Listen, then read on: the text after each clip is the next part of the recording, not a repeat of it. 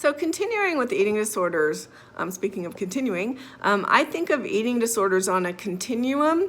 On the left, we have restrictive anorexia, and on the right end of the spectrum, we have the normal eater. A normal eater is somebody who eats when they're hungry, doesn't eat when they're full, or they stop eating when they're full, is okay with the occasional overeating. It doesn't stress them out, like people do for celebrations and things like that. The way they eat, they listen to their internal cues, and they don't have the body image issues that influences their eating. Next, we have the occasional dieter. It's not an eating disorder, but it's not normal, to restrict your intake. The chronic dieter, this is getting, more pathological. People who are always on a diet. And then ARFID, that's avoidant restrictive food intake disorder. I'll talk about more in a second. That is a diagnosed eating disorder where people avoid or restrict food for some reason.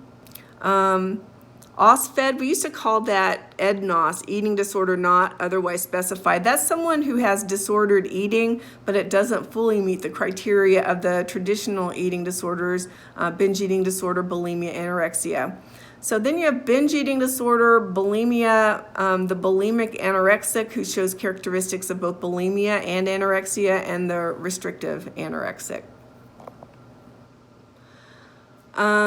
Let's see, there is a DSM-5, that's Roman numeral 5, stands for Diagnostic and Statistical Manual. It's a kind of book that lists all of the psychiatric diagnoses. So the official eating disorders that are diagnosable are anorexia nervosa.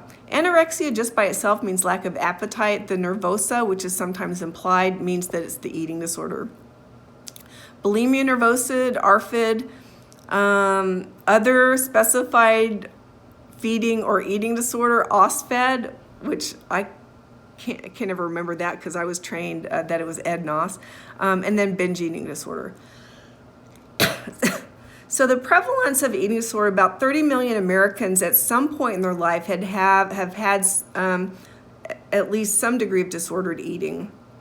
More men than women, although men are probably underreported. Well, both are probably underreported because people don't want to admit it. Anorexia, and these estimates, again, are probably really inaccurate because of the lack of diagnosis. About 9% of women, 0.9%, almost 1% of women are said to have anorexia, about less than 0.5% of men. Bulimia, about 1.5% of women, 0.5% of men. I think is much higher than that, just based on my experience. It could be that I'm a person that a lot of people feel okay confessing to, but I think it's actually much higher. Sometimes the bulimia may not be persistent over time, but from what I hear from people, I think it's a lot more than that. Binge eating disorder, 3.5% of women, 2% of men. Again, it's really hard to tell. They say that maybe 30% of obese people have binge eating disorder, and you don't necessarily need to be obese to have binge eating disorder. Another type of eating disorder that I have experience with, it would be in the EDNOS, what I call the EDNOS, the OSFRED or whatever that is. I've had some clients who have had an eating disorder where they have a compulsion to eat in the middle of the night.